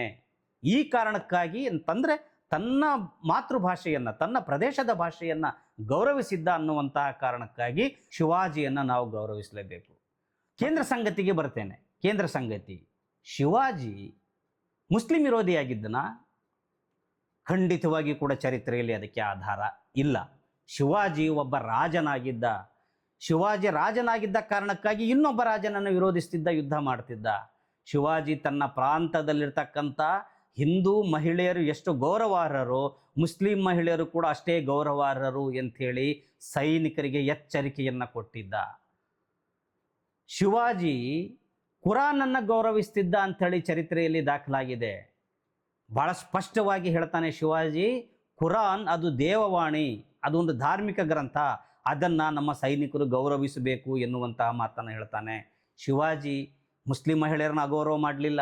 ಶಿವಾಜಿ ಕುರಾನನ್ನು ಅಗೌರವ ಮಾಡಲಿಲ್ಲ. ಶಿವಾಜಿ ಇಸ್ಲಾಮನ್ನು ಕೂಡ ಅಗೌರವ ಮಾಡಲಿಲ್ಲ. ಶಿವಾಜಿ ಹಾಗೆ ನೋಡಿದರೆ ಮುಸಲ್ಮಾನರನ್ನು ಕೂಡ ದ್ವೇಷ ಮಾಡಲಿಲ್ಲ ಅಂಥೇಳಿ ಅನ್ನೋದನ್ನು ನಾನು ಉದಾಹರಣೆ ಸಮೇತವಾಗಿ ಇವತ್ತು ನಿಮ್ಮ ಮುಂದೆ ನಾನು ಇವತ್ತು ಪ್ರಸ್ತಾಪವನ್ನು ಮಾಡ್ತಾ ಇದ್ದೇನೆ. ಬಂಧುಗಳೇ, ಸ್ನೇಹಿತರೆ, ಸಂಗಾತಿಗಳೇ, ಶಿವಾಜಿ ರಾಜಕೀಯ ಕಾರ್ಯಾಚರಣೆಯನ್ನು ಮಾಡೋದಕ್ಕೆ ಶುರು ಮಾಡಿದಾಗ 15-16 ವರ್ಷ ಮಾತ್ರ. ಇನ್ನು ಆ ಹರೆಯದಲ್ಲಿನೇ ಸಾಮ್ರಾಜ್ಯವನ್ನು ಕಟ್ಟುವಂಥ ಪ್ರಯತ್ನ ಮಾಡ್ತಾನೆ ಅಂತ ಆಗಲೇ ಹೇಳಿದೆ. ಶಿವಾಜಿ ಹುಟ್ಟಿದ್ದು 1630ರಲ್ಲಿ. 1648ರಲ್ಲಿ ಒಂದು ಘಟನೆ ಆಗುತ್ತೆ. ಅಂದರೆ ಆವಾಗ ಶಿವಾಜಿಗೆ ಇನ್ನೂ 18 ವರ್ಷ ವಯಸ್ಸು. ಈ ವಯಸ್ಸಿನಲ್ಲಿ ಬಿಜಾಪುರದ ಪ್ರಾಂತದಿಂದ 500ರಿಂದ ಕೆಲವು ಇತಿಹಾಸಕಾರರು ಹೇಳ್ತಾರೆ 700ರಷ್ಟು ಸಂಖ್ಯೆಯ ಒಂದು ಪಠಾಣ ಯೋಧರು ಶಿವಾಜಿ ಹತ್ರ ಬರ್ತಾರೆ. ಪಠಾಣ ಯೋಧರು ಅಂದರೆ ಮುಸ್ಲಿಂ ವೀರ ಯೋಧರು ಸುಮಾರು ಒಂದು 700 ಸಂಖ್ಯೆಯ ಯೋಧರು ಬಂದು ಶಿವಾಜಿ ಹತ್ರ ಬಂದು ಹೇಳ್ತಾರೆ, ನಾನು ನಿಮಗೆ ಬೆಂಬಲವನ್ನು ಕೊಡ್ತೇವೆ, ನಾನು ನಿಮ್ಮ ಸೈನ್ಯಕ್ಕೆ ಸೇರ್ಕೊಳ್ತೇನೆ ಅಂತ. ಎಲ್ಲ ಮುಸಲ್ಮಾನರು ಒಂದೇ ಆಗಿದ್ದರೆ ಮುಸ್ಲಿಂ ರಾಜನನ್ನು ವಿರೋಧಿಸಿ ಪಠಾಣ ರಾಜರು ಶಿವಾಜಿ ಹತ್ರ ಬರ್ತಾ ಇರಲಿಲ್ಲ. ಶಿವಾಜಿ ಮುಸ್ಲಿಂ ವಿರೋಧಿಯಾಗಿದ್ದರೆ ಅಥವಾ ಒಂದು ಹಿಂದೂ ಧರ್ಮದ ಆಧಾರದಲ್ಲಿನೇ ರಾಜ್ಯವನ್ನು ಕಟ್ಟಬೇಕಂತ ಹೊರಟಿದ್ರೆ ಮುಸ್ಲಿಂ ಯೋಧರನ್ನು ಸೈನ್ಯಕ್ಕೆ ಸೇರಿಸಿಕೊಳ್ತಾ ಇರಲಿಲ್ಲ. ತನ್ನ 18ನೇ ವಯಸ್ಸಿನಲ್ಲಿನೇ ಸುಮಾರು 700 ಸಂಖ್ಯೆಯ ಪಠಾಣ ಯೋಧರನ್ನು ತನ್ನ ಸೈನ್ಯಕ್ಕೆ ಸೇರಿಸಿಕೊಳ್ತಾನೆ. ಈ ಯೋಧರು ಕೊನೆವರೆಗೂ ಆತನ ಕೈ ಹಿಡಿತಾರೆ, ಯುದ್ಧಗಳನ್ನು ಮಾಡ್ತಾರೆ, ಮಾತ್ರವಲ್ಲ ದೊಡ್ಡ ಗೆಲುವುಗಳನ್ನು ತಂದು ಕೊಡ್ತಾರೆ, ಮುಂದೆ ಒಳ್ಳೆಯ ಉದ್ಯೋಗಗಳಿಗೂ ಹೋಗ್ತಾರೆ ಎನ್ನುವಂಥದ್ದನ್ನು ಗಮನಿಸಬೇಕು. ಶಿವಾಜಿಯ ಕೋಟೆಗಳಲ್ಲಿ ಭಾಳ ದೊಡ್ಡ ಒಂದು ಮಹತ್ವದ ಕೋಟೆ ಯಾವುದು ಅಂತಂದರೆ ಅದನ್ನು ಸಿಂಹಗಡ ಕೋಟೆ ಅಂತೀವಿ. ಸಿಂಹಗಡ ಕೋಟೆಯನ್ನು ಕೊಂಡನ ಕೋಟೆ ಅಂತ ಹೇಳಿ ಕೂಡ ಕರೀತಾ ಇರ್ತಾರೆ. ಅದು ಮೊಘಲ್ ಸಾಮ್ರಾಜ್ಯದ ಅಧೀನದಲ್ಲಿ ಇರ್ತದೆ, ಔರಂಗಜೇಬನ ವಶದಲ್ಲಿ ಇರ್ತದೆ. ಆದರೆ ನೇರವಾಗಿ ಔರಂಗಜೇಬನ ಅದನ್ನು ನೋಡ್ಕೊಳ್ತಾ ಇರಲಿಲ್ಲ. ಆ ಕೋಟೆಯನ್ನು ನೋಡ್ಕೊಳ್ತಾ ಇದ್ದದ್ದು ರಜಪೂತ ರಾಜ ಆಗಿರುವಂಥ ಉದಯಭಾನು ಎನ್ನುವಂಥವನು ನೋಡ್ಕೊಳ್ತಾ ಇರ್ತಾನೆ. ಉದಯಭಾನು ಶಿವಾಜಿಗೆ ಆ ಕೋಟೆ ಬೇಕಾಗಿರ್ತದೆ, ಆ ಕೋಟೆಯ ಮೇಲೆ ದಾಳಿ ಮಾಡ್ತಾನೆ. ವೀರೋಚಿತವಾಗಿರುವಂತಹ ಹೋರಾಟ ಆಗ್ತದೆ. ಆ ಸಂದರ್ಭದೊಳಗೆ ಶಿವಾಜಿಯ ತುಂಬ ಆಪ್ತನಾಗಿರುವಂತಹ ಒಬ್ಬ ಸೇನಾನಿ ತಾನಾಜಿ ಮುಲುಸಾರೆ ಎನ್ನುವಂಥವನು ವೀರೋಚಿತವಾಗಿ ಹೋರಾಟ ಮಾಡಿ ಕೋಟೆಯನ್ನು ಗೆದ್ದುಕೊಂಡು ತಾನು ಪ್ರಾಣಾರ್ಪಣೆ ಮಾಡುವಂತಹ ಸಂದರ್ಭ ಬರ್ತದೆ. ನೋಡಿ, ತಾನಾಜಿ ಮುಲುಸಾರೆಯ ವಿರುದ್ಧವಾಗಿ ಔರಂಗಜೇಬನ ಪರವಾಗಿ ಹೋರಾಟ ಮಾಡಿರ್ತಕ್ಕಂಥವನು ರಜಪೂತ ರಾಜನಾಗಿರುವಂತಹ ಉದಯಭಾನು. ಇಲ್ಲಿ ಧರ್ಮದ ವಿಷಯ ಎಲ್ಲಿಂದ ಬಂತು? ಯುದ್ಧ ಆಗ್ತದೆ, ಕೋಟೆ ವಶವಾಗ್ತದೆ. ಆ ಕೋಟೆಗೆ ಶಿವಾಜಿ ತಾನಾಜಿಯ ಒಂದು ಸ್ಮರಣಾರ್ಥವಾಗಿ ಸಿಂಹಗಡ ಎನ್ನುವಂತಹ ಹೆಸರನ್ನು ಇಡ್ತಾನೆ. ಬಹಳ ಮುಖ್ಯವಾಗಿ ಶಿವಾಜಿಗೆ ಬಹಳ ದೀರ್ಘಕಾಲ ಕಾಡಿಸೋದು ಯಾರು ಅಂತಂದರೆ ಈ ರಾಜ ಜೈಸಿಂಗ್ ಎನ್ನುವಂತಹ ಒಬ್ಬ ರಜಪೂತ ದೊರೆ ಶಿವಾಜಿಗೆ ಬಹಳ ದೀರ್ಘಕಾಲ ಮುಳ್ಳಾಗಿ ಕಾಡಿಸ್ತಾನೆ. ಆದರೆ ರಾಜ ಜೈಸಿಂಗ್ ಕಾಡುವಂಥದ್ದು ತನ್ನ ಸ್ವತಂತ್ರ ಸಾಮ್ರಾಜ್ಯದ ರಾಜನಾಗಿ ಕಾಡೋದಿಲ್ಲ, ಔರಂಗಜೇಬನ ಒಬ್ಬ ನಿಷ್ಠಾವಂತ ದೊರೆಯಾಗಿ ಶಿವಾಜಿಯ ವಿರುದ್ಧವಾಗಿ ಯುದ್ಧವನ್ನು ಮಾಡ್ತಾನೆ. ನೋಡಿ, ಔರಂಗಜೇಬನ ಪರ ವಹಿಸ್ಕೊಂಡಿರ್ತಕ್ಕಂಥವನು ಹಿಂದೂ ಎಂದು ಹೇಳಿಕೊಳ್ಳಲಾಗುವ ರಜಪೂತ ರಾಜ ಜೈಸಿಂಗ್. ಈತ ಯಾರ ವಿರುದ್ಧ ಯುದ್ಧ ಮಾಡ್ತಾನೆ ಅಂತಂದರೆ ಶಿವಾಜಿಯ ವಿರುದ್ಧ ಯುದ್ಧ ಮಾಡ್ತಾನೆ. ಅಂದರೆ ಇಲ್ಲಿ ಧರ್ಮದ ವಿಷಯ ಎಲ್ಲಿಂದ ಬಂತು? ಇದು ರಾಜರ ನಡುವಿನ ವಿಷಯ ಆಯಿತು. ಈ ಶಿವಾಜಿಯ ವಿರುದ್ಧ ರಾಜ ಜೈಸಿಂಗ್ ಯುದ್ಧ ಮಾಡುವಾಗ ಶಿವಾಜಿಯ ವಿರುದ್ಧದ ಈ ಕೂಟದಲ್ಲಿ, ಮೈತ್ರಿಕೂಟದಲ್ಲಿ ಇದ್ದವರು ಯಾರು? ಶಿವಾಜಿ ಅಂದರೆ ರಾಜ ಜೈಸಿಂಗ್ನ ಒಂದು ಸೈನ್ಯದಲ್ಲಿ ಇದ್ದವರು ಯಾರು ಅಂತಂದರೆ ಏನು ಮುಸಲ್ಮಾನರೇನಿರಲಿಲ್ಲ ಶಿವಾಜಿ ವಿರುದ್ಧದ ಅಥವಾ ಔರಂಗಜೇಬನ ಪರವಾಗಿರುವಂತಹ ಈ ಸೈನ್ಯದೊಳಗೆ. ಇಲ್ಲಿ ತುಂಬ ಇದ್ದದ್ದು ಜಾಟ್ರು ಇದ್ದರು, ಮರಾಠರು ಇದ್ದರು, ರಜಪೂತರು ಇದ್ದರು. ಶಿವಾಜಿ ಸ್ವತಃ ಒಬ್ಬ ಮರಾಠನಾಗಿದ್ದ. ಆದರೆ ಒಬ್ಬ ಮರಾಠ ರಾಜನ ವಿರುದ್ಧ ಮರಾಠಿ ಸೈನಿಕರು ಔರಂಗಜೇಬನ ಪರವಾಗಿ ಯುದ್ಧ ಮಾಡ್ತಾ ಇದ್ರು ರಾಜ ಜೈಸಿಂಗನ ನೇತೃತ್ವದಲ್ಲಿ ಎನ್ನುವಂಥದ್ದನ್ನು ಕೂಡ ಗಮನಿಸಬೇಕು. ಒಂದು ಭಾಳ ದೊಡ್ಡ ಯೋಧರು ಅನ್ನುವಂಥ ರಜಪೂತ್ರನಿದಾರಲ್ಲ, ಇವರು ಶಿವಾಜಿಯ ವಿರುದ್ಧವಾಗಿದ್ದರು. ಈ ಶಿವಾಜಿ ವಿರೋಧಿ ಮೈತ್ರಿಕೂಟ, ಔರಂಗಜೇಬನ ಅನುಯಾಯಿಗಳ ಮೈತ್ರಿಕೂಟ ಯಾರು ಅಂತಂದರೆ, ಸುಮ್ಮನೆ ಇಂಟ್ರೆಸ್ಟಿಂಗ್ಲಿ ನಾವು ಇದನ್ನು ಗಮನಿಸೋಣ. ಯಾಕಂದರೆ ಚರಿತ್ರೆಯ ವಿವರಗಳು ನಾವು ನಿರ್ದಿಷ್ಟವಾಗಿ ಹೆಸರು ಕೊಟ್ಟರೆ ಆದರೂ ಕೂಡ ನಮಗೆ ಮನವರಿಕೆ ಆಗ್ಬೋದು ಅಂಥೇಳಿ ಹೇಳ್ತೇನೆ ನಿಮಗೆ. ರಾಜ ರೈಸಿಂಗ್ ಸಿಸೋಡಿಯಾ, ಸುಜನ್ ಸಿಂಗ್ ಬುಂದೇಲ್ಖಂಡದ ದೊರೆ, ಹರಿಭನ್ ಗೌರ್ ಮತ್ತು ಉದಯ್ ಭಾನು ಗೌರ್ ಎನ್ನುವಂತಹ ದೊರೆಗಳು, ಶೇರ್ ಸಿಂಗ್ ರಾಥೋಡ್ ಎನ್ನುವಂತಹ ದೊರೆ, ಚತುರ್ಭುಜ ಚೌಹಾಣ್, ಮಿತ್ರಸೇನ, ಇಂದ್ರಮನ್ ಬುಂದೇಲ, ಬಾಜಿ ಚಂದ್ರರಾವ್, ಗೋವಿಂದರಾವ್ ಇವರೆಲ್ಲರೂ ಕೂಡ ಶಿವಾಜಿಯ ವಿರುದ್ಧವಾಗಿ ಹೋರಾಟವನ್ನು ಮಾಡ್ತಾರೆ. ಯಾರ ಪರವಾಗಿ ಹೋರಾಟ ಮಾಡ್ತಾರೆ? ಔರಂಗಜೇಬನ ಪರವಾಗಿ ಹೋರಾಟ ಮಾಡ್ತಾರೆ. ಇಲ್ಲಿ ನಾವು ಯೋಚನೆ ಮಾಡಬೇಕು, ಇದು ಹಿಂದೂ ಮುಸ್ಲಿಂ ಅಂಥೇಳಿ ಈ ರಾಜರ ಯುದ್ಧಕ್ಕೆ ಲೇಪನವನ್ನು ಹಚ್ಚಿ ರಾಜಕಾರಣದ ಹಿತಾಸಕ್ತಿಯ ಬೇಳೆಕಾಳನ್ನು ಬೇಯಿಸ್ಕೊಳ್ಳೋರಿಗೆ ಎಂಥ ಅವಿವೇಕ ಇದೆ ಮತ್ತು ಎಂಥ ಚರಿತ್ರೆಗೆ ಅಪಚಾರವನ್ನು ಮಾಡ್ತಾರೆ ಎನ್ನುವಂಥದ್ದನ್ನು ಗಮನಿಸಬೇಕು. ಇದನ್ನೆಲ್ಲ ವಿವರಗಳನ್ನು ನೋಡಿದರೆ ಇದನ್ನು ಒಂದು ಧರ್ಮಗಳ ಆಧಾರದಲ್ಲಿ ಚರಿತ್ರೆಯನ್ನು ನೋಡೋಕ್ಕೆ ಆಗುತ್ತಾ ಎನ್ನುವಂಥದ್ದನ್ನು ಗಮನಿಸಬೇಕು. ಶಿವಾಜಿ ಹಿಂದೂ ಸಾಮ್ರಾಜ್ಯವನ್ನು ಕಟ್ಟೋದಕ್ಕೆ ಹೊರಟಿದ್ದ ಅಂತನ್ನೋದಾಗಿದ್ದರೆ ಶಿವಾಜಿಯ ಸೈನ್ಯದಲ್ಲಿ ಬರೀ ಹಿಂದೂಗಳೇ ಇರಬೇಕಾಗಿತ್ತು. ಔರಂಗಜೇಬ್ ಮುಸ್ಲಿಂ ಸಾಮ್ರಾಜ್ಯ ಕಟ್ಟಕ್ಕೆ ಹೊಂಟಿದ್ದಾನೆ ಅಂತಂದರೆ ಔರಂಗಜೇಬನ ಸೈನ್ಯದಲ್ಲಿ ಬರೀ ಮುಸಲ್ಮಾನರೇ ಇರಬೇಕಾಗಿತ್ತು. ಅಥವಾ ಔರಂಗಜೇಬ್ ಮುಸ್ಲಿಂ ಸಾಮ್ರಾಜ್ಯ ಕಟ್ಟಕ್ಕೆ ಹೊಂಟಿದ್ದಾನೆ ಅಂತಂದರೆ ಮುಸಲ್ಮಾನರ ವಿರುದ್ಧ ಯುದ್ಧನೇ ಮಾಡಬಾರ್ದಿತ್ತು. ಶಿವಾಜಿ ಹಿಂದೂ ಸಾಮ್ರಾಜ್ಯವನ್ನು ಕಟ್ಟೋದಕ್ಕೆ ಹೊರಟಿದ್ದಾನೆ ಅಂತಂದರೆ ಹಿಂದೂಗಳ ವಿರುದ್ಧ ಯುದ್ಧವೇ ಮಾಡಬಾರ್ದಿತ್ತು. ಆದರೆ ಶಿವಾಜಿ ಬೆಳವಡಿ ಮಲ್ಲಮ್ಮನ ಸಂಸ್ಥಾನದ ಮೇಲೆ ದಾಳಿ ಮಾಡ್ತಾನೆ, ಮೈಸೂರು ಪ್ರಾಂತದ ಮೇಲೆ ಸಂಸ್ಥಾನದ ಮೇಲೆ ಈ ಭಾಗಗಳ ಮೇಲೆ ದಾಳಿ ಮಾಡ್ತಾನೆ, ಅಥವಾ ಅನೇಕ ಹಿಂದೂ ರಾಜರ ಮೇಲೆ ಸಂಸ್ಥಾನಿಕರ ಮೇಲೆ ದಾಳಿ ಮಾಡ್ತಾನೆ. ಇದು ಒಬ್ಬ ರಾಜನಾಗಿ ಇನ್ನೊಂದು ರಾಜನ ಮೇಲೆ ದಾಳಿ ಮಾಡುವಂತಹ ಅದೊಂದು ರಾಜಕಾರ್ಯ ಆಗಿರುತ್ತೆ, ಅದು ಒಂದು ರಾಜನ ಕರ್ತವ್ಯವಾಗಿರುತ್ತೆ ಎನ್ನುವಂಥದ್ದನ್ನು ನೋಡಬೇಕೇ ಹೊರತು ಧರ್ಮದ ಆಧಾರದಲ್ಲಿ ಅಲ್ಲ ಎನ್ನುವಂಥದ್ದನ್ನು ಗಮನಿಸಬೇಕು. ಭಾಳ ಮುಖ್ಯವಾಗಿ ಶಿವಾಜಿಯ ಒಬ್ಬ ಸೇನಾ ದಂಡನಾಯಕನಾಗಿರುವಂಥವನು ಫಜಲ್ ಖಾನ್ ವಿರುದ್ಧದ ಒಂದು ಹೋರಾಟದ ಒಂದು ಸಂದರ್ಭ ಬರುತ್ತೆ. 1660ರಲ್ಲಿ ರಾಯ್ಬಾಗ್ನಲ್ಲಿ ಆಗಿರುವಂತಹ ಒಂದು ಯುದ್ಧದ ಸಂದರ್ಭ ನೋಡಿ. ಔರಂಗಜೇಬನ ವಿರುದ್ಧ ಶಿವಾಜಿ ಹೋರಾಟ ಮಾಡ್ತಾನೆ 1660ರಲ್ಲಿ ರಾಯ್ಬಾಗ್ನಲ್ಲಿ. ಆ ಸಂದರ್ಭದಲ್ಲಿ ಔರಂಗಜೇಬನ ಸೈನ್ಯದ ವಿರುದ್ಧ ಶಿವಾಜಿಯ ಬಲಗೈಯ ಬಂಟನಾಗಿ ಹೋರಾಟ ಮಾಡಿ ಶಿವಾಜಿಗೆ ಗೆಲುವನ್ನು ತಂದು ಕೊಟ್ಟಿರ್ತಕ್ಕಂಥ ವೀರ ಯೋಧ ಯಾರು ಅಂತಂದರೆ ಸಿದ್ದಿ ಹಿಲಾಲ್ ಎನ್ನುವಂತಹ ಒಬ್ಬ ಮನುಷ್ಯ. ಸಿದ್ದಿ ಹಿಲಾಲ್ ಈ ಯುದ್ಧದೊಳಗೆ ಸಿದ್ದಿ ಹಿಲಾಲ್ ತನ್ನ ಮಗನನ್ನೂ ಕೂಡ ಕರ್ಕೊಂಡು ಶಿವಾಜಿಯ ಪರವಾಗಿ ಯುದ್ಧ ಮಾಡ್ತಾನೆ. ಒಬ್ಬ ಮುಸಲ್ಮಾನನಾಗಿದ್ದರೂ ಕೂಡ ಸಿದ್ದಿ ಹಿಲಾಲ್ ಶಿವಾಜಿಯ ಪರವಾಗಿ ಔರಂಗಜೇಬನ ವಿರುದ್ಧವಾಗಿ ಹೋರಾಟವನ್ನು ಮಾಡ್ತಾನೆ ಎನ್ನುವಂಥದ್ದನ್ನು ಕೂಡ ನಾವು ಗಮನಿಸಬೇಕು. ಶಿವಾಜಿ ಬಹಳ ಪ್ರಬಲವಾಗಿರುವಂತಹ ನೌಕಾಸೇನೆಯನ್ನು ಕಟ್ಟಿರ್ತಾನೆ. ಶಿವಾಜಿ ಫಿರಂಗಿ ದಳವನ್ನು ಕೂಡ ಕಟ್ಟಿರ್ತಾನೆ. ಶಿವಾಜಿ ಸೈನ್ಯ ಬಹಳ ದೊಡ್ಡದಿರುತ್ತೆ. ಗಮನಿಸೋಣ, ಇಲ್ಲಿ ಶಿವಾಜಿಯ ಬಾಡಿಗಾರ್ಡ್, ಶಿವಾಜಿಯ ಅಂಗರಕ್ಷಕ, ಶಿವಾಜಿಯ ಬಾಡಿಗಾರ್ಡ್, ಅವನ ಹೆಸರು ಮದಾರಿ ಮೆಹತಾರ್ ಎನ್ನುವಂಥದ್ದು. ಶಿವಾಜಿಯ ಅಂಗರಕ್ಷಕ ಬಾಡಿಗಾರ್ಡ್ನ ಹೆಸರು ಮದಾರಿ ಮೆಹತಾರ್ ಎನ್ನುವಂಥದ್ದು. ಆತ ಒಬ್ಬ ಮುಸಲ್ಮಾನನಾಗಿದ್ದ. ಶಿವಾಜಿಯ ಪದಾತಿ ದಳದ ಮುಖ್ಯಸ್ಥನ ಹೆಸರು ನೂರ್ ಖಾನ್ ಬೇಗ್. ಈತನೊಬ್ಬ ಮುಸಲ್ಮಾನನಾಗಿದ್ದ. ನೌಕಾಸೇನೆಯ ಮುಖ್ಯಸ್ಥ. ನೌಕಾಸೇನೆ ಶಿವಾಜಿ ಎಷ್ಟು ಅದ್ಭುತವಾಗಿ ಕಟ್ಟಿದ್ದ ಅಂತಂದರೆ ಭಾಳ ದೊಡ್ಡ ದೊಡ್ಡ ಯುದ್ಧದ ಹಡಗುಗಳನ್ನು ಶಿವಾಜಿ ನಿರ್ಮಾಣ ಮಾಡಿದ್ದ. ಆ ನೌಕಾಸೇನೆಯ ಮುಖ್ಯಸ್ಥನ ಹೆಸರು ದೌಲತ್ ಖಾನ್. ಆ ದೌಲತ್ ಖಾನ್ಗೆ ಇನ್ನೊಂದು ಹೆಸರಿರ್ತದೆ, ಆತನ್ನ ದರಿಯಾ ಸಾರಂಗ್ ಅಂತ ಕರೀತಾರೆ. ದರಿಯಾ ಸಾರಂಗ್ ಅದರ ಅರ್ಥ ಏನು ಕೊಡ್ತದೆ ಅಂತಂದರೆ, ಸಾರಂಗ್ ಅಂದರೆ ಜಿಂಕೆಗಂತಾರೆ.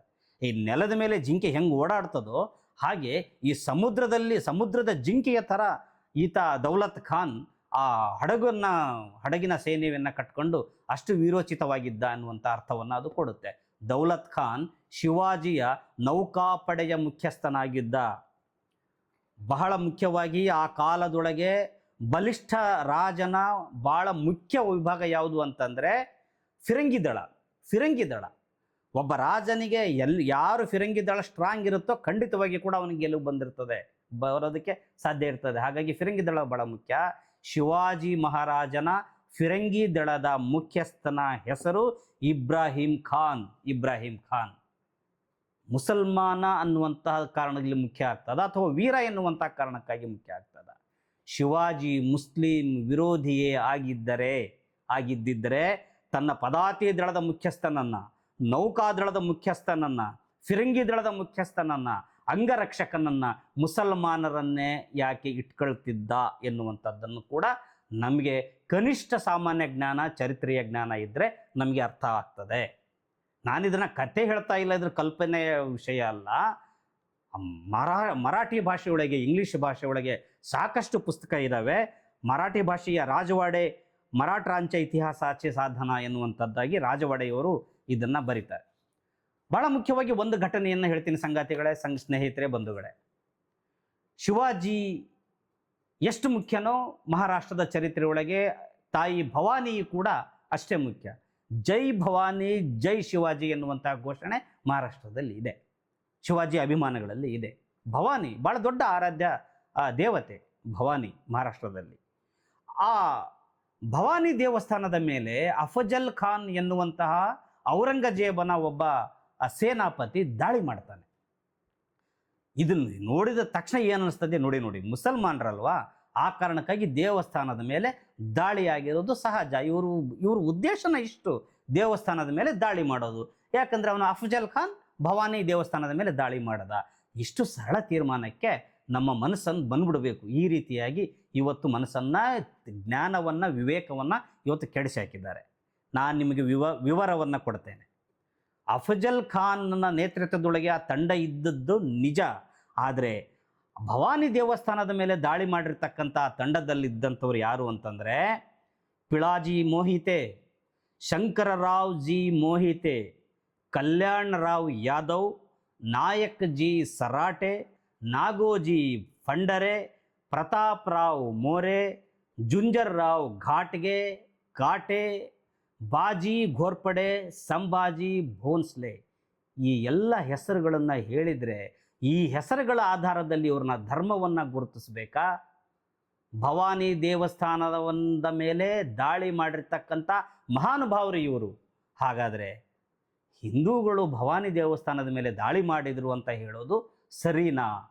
ಖಂಡಿತ ಸರಿಯಲ್ಲ. ಯಾಕಂದರೆ ದಾಳಿಕೋರರಿಗೆ ಧರ್ಮ ಇರೋದಿಲ್ಲ ಅನ್ನುವಂಥದ್ದನ್ನು ಎಚ್ಚರದಲ್ಲಿ ಇಟ್ಕೊಂಡ್ರೆ ಇಲ್ಲಿ ಸಂಭಾಜಿ ಭೋನ್ಸ್ಲೆಯೂ ಅಷ್ಟೇ, ಅಫ್ಜಲ್ ಖಾನ್ನು ಅಷ್ಟೇ ದಾಳಿಕೋರ ಮಾತ್ರ ಎನ್ನುವಂಥದ್ದನ್ನು ಕೂಡ ನಾವು ಗಮನಿಸಬೇಕಾಗ್ತದೆ. ಶಿವಾಜಿಗೆ ಮೊದಲಿನಿಂದಲೂ ಬಹುವಾಗಿ ಕಾಡಿಸಿದವರು ಯಾರು ಅಂತಂದರೆ ಈ ಮೋಹಿತೆ, ಗೋರ್ಪಡೆ, ಮೋರೆ, ಸಾವಂತು, ದಳವಿ, ಸುರ್ವೆ, ನಿಂಬಾಳ್ಕರ್, ಘಾಟ್ಗೆ, ಖಾಂಡಗಲೆ, ದಾಟೀರ್, ಖೋಪಡೆ, ಫಂಡಾರೆ ಮತ್ತು ಈ ಕೊಂಕಣದ ದೇಸಾಯಿಗಳು, ಮಾವಲ್ನ ದೇಶಮುಖರು, ಇವರು ಯಾರೂ ಕೂಡ ಶಿವಾಜಿಯನ್ನು ಗೌರವಿಸುವುದಿಲ್ಲ. ಕೊನೆಯವರೆಗೂ ಮಗ್ಗಲ ಮುಳ್ಳಾಗಿ ಕಾಡಿಸ್ತಾರೆ ಇವರೆಲ್ಲರೂ ಕೂಡ ಎನ್ನುವಂಥದ್ದನ್ನು ಕೂಡ ಗಮನಿಸಬೇಕು. ಶಿವಾಜಿಯನ್ನು ರಾಜ ಅಂಥೇಳಿ ಒಪ್ಕೊಳ್ಳೋದಕ್ಕೆ ತಯಾರಿರೋದಿಲ್ಲ. ಯಾರು ಅಂತಂದರೆ ಎರಡು ಸಮುದಾಯಗಳು, ಒಂದು ಬ್ರಾಹ್ಮಣ ಸಮುದಾಯ, ಇನ್ನೊಂದು ಕ್ಷತ್ರಿಯ ಸಮುದಾಯ. ಯಾಕೆ ಅಂತಂದರೆ ಶಿವಾಜಿ ಬ್ರಾಹ್ಮಣನೂ ಆಗಿರಲಿಲ್ಲ, ಕ್ಷತ್ರಿಯನೂ ಆಗಿರಲಿಲ್ಲ. ಈ ಚಾತುರ್ವರ್ಣ್ಯದ ವಿಧಾನದಲ್ಲಿ ಯಾವುದನ್ನು ಹಿಂದೂ ಧರ್ಮದ ಶಾಸ್ತ್ರ ಸಂಪ್ರದಾಯದ ಆಧಾರದಲ್ಲಿ ಜಾತಿ ವ್ಯವಸ್ಥೆಯ ಒಂದು ಲೆಕ್ಕಾಚಾರ ಮಾಡೋದಾದರೆ ಆ ಕ್ರಮದಲ್ಲಿ ಆದರೆ ಶಿವಾಜಿ ಬ್ರಾಹ್ಮಣನೂ ಅಲ್ಲ, ಶಿವಾಜಿ ಕ್ಷತ್ರಿಯನೂ ಅಲ್ಲ, ಶಿವಾಜಿ ವೈಶ್ಯನೂ ಅಲ್ಲ, ಶಿವಾಜಿ ಶೂದ್ರನಾಗಿದ್ದ. ಶಿವಾಜಿ ಶೂದ್ರ ಆಗಿದ್ದ ಅನ್ನುವಂತಹ ಕಾರಣಕ್ಕಾಗಿಯೇ ಶಿವಾಜಿಗೆ ಬ್ರಾಹ್ಮಣರು ಅಂತಂದರೆ ಎಲ್ಲ ಬ್ರಾಹ್ಮಣರು ಅಂತಲ್ಲ, ನಮ್ಮ ಶಾಸ್ತ್ರವೇ ಮುಖ್ಯ, ನಮ್ಮ ಸಂಪ್ರದಾಯವೇ ಮುಖ್ಯ ಎನ್ನುವಂತಹ ಕರ್ಮಠ ಬ್ರಾಹ್ಮಣರು ಶಿವಾಜಿಯನ್ಗೆ ಗೌರವ ಕೊಡಲಿಲ್ಲ. ಕ್ಷತ್ರಿಯರು ಶಿವಾಜಿ ತನ್ನ ರಾಜರು ಅಂತೇಳಿ ಒಪ್ಕೊಳ್ಳಿಲ್ಲ. ಬಹಳ ಮುಖ್ಯವಾಗಿ ಮಹಾರಾಷ್ಟ್ರದ ಆ ಸಂದರ್ಭದಲ್ಲಿ 96 ಪ್ರಮುಖ ಕ್ಷತ್ರಿಯ ಮನೆತನಗಳು ಇರ್ತವೆ. ಪುಣೆಯ ಸುತ್ತಮುತ್ತಲ 96 ಕ್ಷತ್ರಿಯ ಮನೆತನಗಳು ಇರ್ತವೆ. ಬಹಳ ಪ್ರತಿಷ್ಠಿತ ಕ್ಷತ್ರಿಯ ಮನೆತನಗಳು ಅವು. ಈ ಮರಾಠರ ಒಂದು ಗಣ್ಯಮಾನ ಮನೆತನಗಳು ಮರಾಠರು. ಆ 96 ಮನೆತನಗಳು ಕೂಡ ಶಿವಾಜಿಗೆ ಈತ ನಮ್ಮ ರಾಜ ಅಂಥೇಳಿ ಒಪ್ಕೊಳ್ಳಿಲ್ಲ. ಒಬ್ಬ ರಾಜನಿಗೆ ಕೊಡಬೇಕಾಗಿರುವಂತಹ ಗೌರವವನ್ನು ಕೂಡ ಕೊನೆಯವರೆಗೂ ಕೂಡ ಕೊಡೋದಿಲ್ಲ. ಇದರಲ್ಲಿ ಈ ಸಿಂಧೆ, ಮೋರೆ ಅಂತ ಏನು ಕರಿತೀವಿ, ಇವರೆಲ್ಲರೂ ಕೂಡ ಇಲ್ಲಿ ಸೇರ್ಕೊಂಡಿರ್ತಾರೆ. ಅವರು ರಾಜರ ಅಲ್ಲೇ ಇದ್ರೂ ಕೂಡ ತಮ್ಮ ಸರ್ನೇಮ್ಗಳಲ್ಲಿ ಸೇರಿಸ್ಕೊಂಡಿರ್ತಾರೆ ರಾಜೆ ಅಂತೇಳಿ. ಸಿಂಧೆ ರಾಜೆ, ಮೋರೆ ರಾಜೆ. ತಾವು ರಾಜರ ಅಲ್ಲದೇ ಇದ್ರೂ ಕೂಡ ಸರ್ನೇಮ್ನಲ್ಲಿ ರಾಜೆ ಅಂತ ಸೇರ್ಕೊಂಡಿರ್ತಾರೆ. ಆದರೆ ನಿಜವಾದ ರಾಜನಾಗಿರುವಂಥ ಶಿವಾಜಿಗೆ ಆತ ರಾಜ ಅಂತ ಒಪ್ಕೊಳ್ಳೋದಿಲ್ಲ. ಇದು ಏನನ್ನ ಸೂಚಿಸ್ತದೆ? ನಾನು ಆಗಲೇ ಹೇಳಿದ್ದೆ ರಾಂಜಿ ಪಾಟೀಲ್ ಅಂತೇಳಿ. ರಾಂಜಿ ಪಾಟೀಲ್ ಆತ ಒಬ್ಬ ರೈತನ ಮಗಳ ಮೇಲೆ ಅನಾಚಾರ ಮಾಡಿದಾಗ ಆತನನ್ನು ಬಂಧಿಸಿ ಶಿವಾಜಿ ಆಸ್ಥಾನಕ್ಕೆ ಕರ್ಕೊಂಡು ಬಂದಾಗ ಶಿವಾಜಿ ಆತನ ವಿಚಾರಣೆ ಮಾಡ್ತಾನೆ. ಯಾಕಪ್ಪ, ಏನು ಮಾಡಿದೆ ನೀನು? ಅತ್ಯಾಚಾರ ಮಾಡಿದ್ದು ಸಾಬೀತಾಯಿತು. ಸಾಬೀತಾದ ಮೇಲೇ ಶಿವಾಜಿ ಆತನಿಗೆ ಶಿಕ್ಷೆ ಕೊಡ್ತಾನೆ. ಇಲ್ಲ, ನಿನಗೆ ತುಂಬ ಕಠಿಣವಾದ ಶಿಕ್ಷೆಯನ್ನು ಕೊಡ್ತೇನೆ ಅಂದಾಗ ಎಷ್ಟು ಸೊಕ್ಕಿನಿಂದ ರಾಂಜಿ ಪಟೇಲ್ ಉತ್ತರ ಕೊಡ್ತಾನೆ ಅಂತಂದರೆ, ಶಿವಾಜಿಗೆ ನಿನಗೆ ನಾನು ಅತ್ಯಾಚಾರ ಮಾಡಿರ್ಬೋದು, ನನಗೆ ಶಿಕ್ಷೆ ಕೊಡೋದಕ್ಕೆ ನಿನಗೆ ಯಾವ ಅಧಿಕಾರ ಇದೆ ಅಂತ ಪ್ರಶ್ನೆ ಮಾಡ್ತಾನೆ. ಅದರ ಅರ್ಥ ಏನು ಅಂತಂದರೆ, ಕ್ರಾಸ್ ಮಾಡ್ತಾನೆ ಇವನು ರಾಂಜಿ ಪಾಟೀಲ. ನನಗೆ ಶಿಕ್ಷೆ ಕೊಡಬೇಕು ಅಂತಂದರೆ ಒಬ್ಬ ಬ್ರಾಹ್ಮಣ ಶಿಕ್ಷೆ ಕೊಡಬೇಕು ಅಥವಾ ಒಬ್ಬ ಕ್ಷತ್ರಿಯ ಕೊಡಬೇಕು. ನೀನು ಬ್ರಾಹ್ಮಣನೂ ಅಲ್ಲ, ಕ್ಷತ್ರಿಯನೂ ಅಲ್ಲ, ಶಿಕ್ಷೆ ಕೊಡುವ ಅಧಿಕಾರ ನಿನಗೇನಿದೆ ಅಂತ.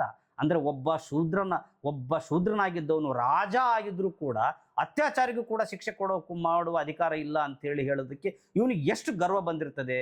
ಶಾಸ್ತ್ರ ಸಂಪ್ರದಾಯ, ಈ ಕಾರಣಕ್ಕಾಗಿ ಶಿವಾಜಿಯನ್ನು ಅವಮಾನ ಮಾಡಲಾಗ್ತದೆ. ಅಂದರೆ ಒಂದು ಸರಿ ತಪ್ಪು ಅನ್ನುವಂಥ ನ್ಯಾಯ ತೀರ್ಮಾನ ಶಾಸ್ತ್ರದ ಆಧಾರದ ಮೇಲೆ ಆಗ್ಬೇಕನ್ನೋದಾದರೆ, ಶಿವಾಜಿ ಮಹಾರಾಜ ನಿನಗೆ ಎಷ್ಟರ ಮಟ್ಟಿಗೆ ಶಾಸ್ತ್ರ ಗೊತ್ತಿದೆ? ನಿನಗೆ ಶಾಸ್ತ್ರನೇ ಗೊತ್ತಿಲ್ಲ, ಯಾಕಂದರೆ ನೀನು ಮೇಲ್ಜಾತಿಯವನಲ್ಲ ಎನ್ನುವಂತಹ ಅಹಂಕಾರದಿಂದ ಆತನ ಜ್ಞಾನವನ್ನು ಅವಮಾನಿಸುವಂತಹ ಕೆಲಸವನ್ನು ರಾಂಜಿ ಪಾಟೀಲ್ ಮಾಡ್ತಾನೆ. ಇದಕ್ಕೆ ಪ್ರತಿಯಾಗಿ ಶಿವಾಜಿ ಏನು ಮಾಡಬೇಕು ಅದನ್ನೆಲ್ಲ ಮಾಡ್ತಾನೆ. ಕೈ ಕಾಲು ಕತ್ತರಿಸಿ ಅವನಿಗೆ ಜೈಲಿಗೆ ಹಾಕ್ತಾನೆ. ಅದು ಬೇರೆ ಮಾತು. ಆದರೆ ಇಂಥವರ ಬಾಯಿಯಲ್ಲಿ ಧರ್ಮ ಶಾಸ್ತ್ರದ ಮಾತುಗಳು ಮತ್ತು ಶಿವಾಜಿಯನ್ನು ಅವಮಾನಿಸುವಂತಹ ಮಾತುಗಳು ಬರ್ತಿದ್ವು ಅನ್ನುವಂಥದ್ದನ್ನು ಕೂಡ ನಾವು ಗಮನಿಸಬೇಕು. ಶಿವಾಜಿ ಎಲ್ಲಿಯೂ ಕೂಡ ತಾನು ಒಂದು ಧರ್ಮದ ಪರವ ಇದ್ದೆ ಅಂತೇಳಿ ಎಲ್ಲಿ ಕೂಡ ಹೇಳ್ಕೊಂಡಿದ್ದನ್ನು ಗೊತ್ತಾಗೋದಿಲ್ಲ. ತಾನು ರಾಜತಾಂತ್ರಿಕ ವ್ಯವಹಾರಗಳಲ್ಲಿ ಮಾಡುವಾಗ ಕೂಡ ಶಿವಾಜಿ ಆ ಪತ್ರಗಳಲ್ಲಿ ಬರ್ಕೊಳ್ತಾನೆ, ಕ್ಷತ್ರಿಯ ಕುಲತಂಸ ಶ್ರೀ ರಾಜ ಶಿವ ಛತ್ರಪತಿ ಅಂತ ಬರ್ಕೊಳ್ತಾನೆ ಹೊರತು ಯಾವ ಧರ್ಮದ ಹೆಸರನ್ನು ಕೂಡ ಬರ್ಕೊಳ್ಳಲ್ಲ. ಆದರೆ ಕೆಲವರು ಶಿವಾಜಿ ಗತಿಸಿದ ನಂತರ ತಮ್ಮ ರಾಜಕೀಯ ಲಾಭಕ್ಕಾಗಿ ಶಿವಾಜಿ ಗೋಬ್ರಾಹ್ಮಣ ಕುಲತಿಲಕ ಆಗಿದ್ದ ಅಂಥೇಳಿ ಒಂದು ಬಣ್ಣನೆಯನ್ನು ಮಾಡಿ ಆತ ಬ್ರಾಹ್ಮಣರ ಪರವಾಗಿ ಇದ್ದ ಅಂತ ಹೇಳುವಂಥ ಕೆಲವು ಪ್ರಯತ್ನವನ್ನು ಮಾಡ್ತಾರೆ. ಆದರೆ ಇತಿಹಾಸದ ವಿವರಗಳನ್ನು ಗಮನಿಸಬೇಕು, ಭಾಳ ಭೀಕರವಾಗಿದ್ದಾವೆ, ಭಾಳ ಭೀಕರ ಅನಿಸ್ತದೆ. ಯಾಕೆ ಅಂತಂದರೆ ಶಿವಾಜಿಗೆ ಆಪ್ತರಾಗಿರುವಂಥ ಕೆಲ ಬ್ರಾಹ್ಮಣರಿದ್ದರು. ಹಾಗೆ ನೋಡಿದರೆ ಶಿವಾಜಿಯ ಪ್ರಧಾನಮಂತ್ರಿ ಮೋರೋಪಂತ್ ಪಿಂಗಳೆ ಆತನ ಪ್ರಧಾನಮಂತ್ರಿ ಪೇಶ್ವೆಯಾಗಿದ್ದ. ಅಣ್ಣಾಜಿ ದತ್ತೋ, ದತ್ತಾಜಿ ತ್ರಯಂಬಕ್ಕು ಇವರೆಲ್ಲ ಕೂಡ ಭಾಳ ದೊಡ್ಡ ದೊಡ್ಡ ವೀರರು. ಅವರು ಬ್ರಾಹ್ಮಣ ಅಥವಾ ಪೇಶ್ವೆ ಹಿನ್ನೆಲೆಯಿಂದ ಪೇಶ್ವೆಗಳಾಗಿದ್ದರು. ಕೆಲವರು ಇದ್ದರು, ಇಲ್ಲ ಅಂತಲ್ಲ. ಆದರೆ ಒಟ್ಟಾರೆಯಾಗಿ ಒಂದು ಸಮುದಾಯವಾಗಿ ಒಂದು ಧಾರ್ಮಿಕ ಅನನ್ಯತೆಯ ಹಿನ್ನೆಲೆಯೊಳಗೆ ಬ್ರಾಹ್ಮಣರು ಶಿವಾಜಿಯನ್ನು ಗೌರವಿಸಿರಲಿಲ್ಲ ಅಂಥೇಳಿ ನಾವು ಸಾಕಷ್ಟು ಆಧಾರಗಳು ಚರಿತ್ರೆಯಲ್ಲಿ ಸಿಗ್ತವೆ. ಬಹಳ ಮುಖ್ಯವಾಗಿ ಯಾಕೆ ಅಂತಂದರೆ ಶಿವಾಜಿ ತಾನು ಶೂದ್ರ ಆಗಿದ್ದಲ್ಲದೆ ತನ್ನ ಸೈನ್ಯ ಮತ್ತು ಆಸ್ಥಾನದಲ್ಲಿಯೂ ಕೂಡ ಶೂದ್ರರಿಗೆ ಸ್ಥಾನವನ್ನು ಕೊಟ್ಟಿದ್ದ. ಶಿವಾಜಿ ಅನೇಕ ಜನ ಅಸ್ಪೃಶ್ಯರನ್ನು ಕೂಡ ತನ್ನ ಹತ್ತಿರದಲ್ಲಿ ಇಟ್ಕೊಂಡಿದ್ದ. ಶಿವಾಜಿಯ ಬೇಹುಗಾರಿಕೆ ದಳದ ಒಬ್ಬ ಮುಖ್ಯಸ್ಥನ ಹೆಸರು ಬಹಿರ್ಜಿ ನಾಯಕ್. ಶಿವಾಜಿಯ ಬೇಹುಗಾರಿಕಾ ದಳದ ಮುಖ್ಯಸ್ಥನ ಹೆಸರು ಬಹಿರ್ಜಿ ನಾಯಕ್. ಆತ ಬಹಿರ್ಜಿ ಯಾರಪ್ಪ ಅಂತಂದರೆ ಆತ ಜಾತಿಯಿಂದ ಒಬ್ಬ ರಾಮೋಶಿಯಾಗಿದ್ದ. ಅಫ್ಜಲ್ ಖಾನನ್ನ ಕೊಲ್ಲಕ್ಕೆ ಬಂದಾಗ ಆತನ ಜೊತೆಗಿದ್ದವರು ಜೀವಮಹಲ್ ಎನ್ನುವಂಥ ಒಬ್ಬ ಯೋಧ. ಆತ ಕ್ಷೌರಿಕ ಸಮುದಾಯದ ಹಿನ್ನೆಲೆಯವನಾಗಿದ್ದ. ನೌಕಾದಳ ಪೂರ್ತಿಯಾಗಿ ಶೂದ್ರ ಸೈನಿಕರಿಂದ ತುಂಬಿ ಹೋಗಿತ್ತು. ಆ ನೌಕಾದಳದಲ್ಲಿ ಕೋಲಿ ಸಮುದಾಯದವರು, ಸಂಕೋಲಿ ಸಮುದಾಯದವರು, ಭಂಡಾರಿ ಸಮುದಾಯದವರು ನೌಕಾದಳದಲ್ಲಿ ಸೈನಿಕರಾಗಿದ್ದರು. ನೌಕಾದಳದ ಮುಖ್ಯಸ್ಥ ಮುಸಲ್ಮಾನನಾಗಿದ್ದರೆ ಅಲ್ಲಿರ್ತಕ್ಕಂಥ ಸೈನಿಕರೆಲ್ಲ ಕೂಡ ಶೂದ್ರರಾಗಿದ್ದರು. ಶಿವಾಜಿ ಭಾಳ ದೊಡ್ಡ ದೊಡ್ಡ ಕೋಟೆಗಳನ್ನು ಹೊಂದಿದ್ದ, ಕೋಟೆಗಳನ್ನು ವಶಪಡಿಸ್ಕೊಂಡಿದ್ದ. ಆ ಕೋಟೆಗಳ ಉಸ್ತುವಾರಿಯನ್ನು, ಒಂದು ರಕ್ಷಣಾ ಜವಾಬ್ದಾರಿಯನ್ನು ಅಸ್ಪೃಶ್ಯರು ಮತ್ತು ಮಹಾರರ ಕೈಯಲ್ಲಿ ಕೊಟ್ಟಿದ್ದ. ಅಸ್ಪೃಶ್ಯರು ಮತ್ತು ಮಹಾರರು ಶಿವಾಜಿಯ ಕೋಟೆಗಳ ಮುಖ್ಯಸ್ಥರಾಗಿದ್ದರು. ಇಂಥವೆಲ್ಲ ಹಿನ್ನೆಲೆಯಿಂದ ಹಿನ್ನೆಲೆಯಿಂದ ಶಿವಾಜಿಯನ್ನು ಬ್ರಾಹ್ಮಣ ಸಮುದಾಯ, ಸ್ವತಃ ಶಿವಾಜಿ ಒಬ್ಬ ಶೂದ್ರನಾಗಿದ್ದ ಎನ್ನುವಂಥ ಕಾರಣಕ್ಕಾಗಿ ಮತ್ತು ಶಿವಾಜಿಯ ಸುತ್ತಮುತ್ತಲ ಶೂದ್ರರೇ ತುಂಬಿಕೊಂಡಿದ್ದಾರೆ, ಈತ ತನ್ನಲ್ಲಿ ಮುಸಲ್ಮಾನರನ್ನು ಮತ್ತು ಶೂದ್ರರನ್ನು ಇಟ್ಕೊಂಡಿದ್ದಾನೆ ಎನ್ನುವಂಥ ಕಾರಣಕ್ಕೂ ಇರ್ಬೋದು, ಆತನಿಗೆ ಗೌರವವನ್ನು ಕೊಡಲಿಲ್ಲ. ಅಕಸ್ಮಾತ್ ಶಿವಾಜಿ ಹಿಂದೂ ಸಾಮ್ರಾಟವೇ ಆಗಿದ್ದರೆ ಯಾಕೆ ಈ ಸಮುದಾಯ ಗೌರವಿಸಲಿಲ್ಲ? ಈತ ಹಿಂದೂ ಸಾಮ್ರಾಟ ಅಂಥೇಳಿ ಆಗಿನ ಕಾಲದಲ್ಲಿರ್ತಕ್ಕಂಥ ಬ್ರಾಹ್ಮಣ ಸಮುದಾಯ ಅಂದರೆ ಎಲ್ಲರೂ ಸಾರಾಸಗಟಾಗಿ ಬ್ರಾಹ್ಮಣರು ಅಂತ ಅಲ್ಲ, ಧಾರ್ಮಿಕವಾಗಿ ಮೇಲರಿಮೆಯನ್ನು ಇಟ್ಕೊಂಡಿರ್ತಕ್ಕಂಥ ಒಂದು ಕಟ್ಟರವಾದಿ ಬ್ರಾಹ್ಮಣರು ಅಥವಾ ಸಂಪ್ರದಾಯವಾದಿ ಬ್ರಾಹ್ಮಣರು ವಿಪರೀತವಾಗಿ ಶಿವಾಜಿಯನ್ನು ಕಾಡಿಸಿದ್ರು ಅಂಥೇಳಿ ಚರಿತ್ರೆಯಲ್ಲಿ ದಾಖಲಿದ್ದಾವೆ.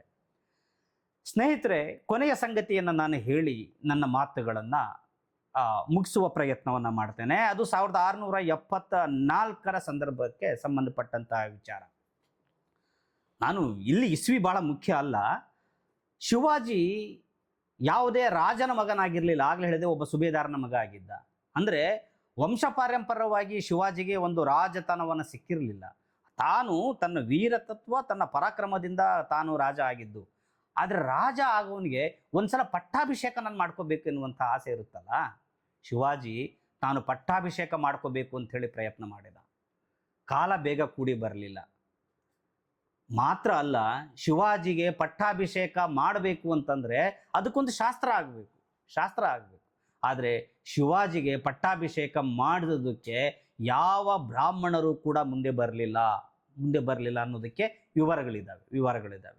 ಕೊನೆಗೆ ಪೂನಾದಲ್ಲಿರ್ತಕ್ಕಂಥ ಅಥವಾ ಮಹಾರಾಷ್ಟ್ರದಲ್ಲಿರ್ತಕ್ಕಂಥ ಯಾವ ಬ್ರಾಹ್ಮಣರು ಪಟ್ಟಾಭಿಷೇಕ ಮಾಡಿಸೋದಕ್ಕೂ ಕೂಡ ಶಿವಾಜಿಗೆ ಮುಂದೆ ಬರಲಿಲ್ಲಂದಾಗ ಅನಿವಾರ್ಯವಾಗಿ ನನಗೆ ಪಟ್ಟಾಭಿಷೇಕ ಮಾಡಿಕೊಳ್ಳಲೇಬೇಕು ಅನ್ನುವಂತಹ ಒಂದು ಇಚ್ಛೆ ಶಿವಾಜಿಗೆ ಸಹಜವಾಗಿ ಇರಲೇಬೇಕು ಇತ್ತು. ಆದ್ದರಿಂದ ಅನಿವಾರ್ಯವಾಗಿ ತುಂಬ ನೋವಿನಿಂದ ಕಾಶಿಯಲ್ಲಿರ್ತಕ್ಕಂಥ ಗಾಗಾಭಟ್ಟನನ್ನು ಕರ್ಕೊಂಡು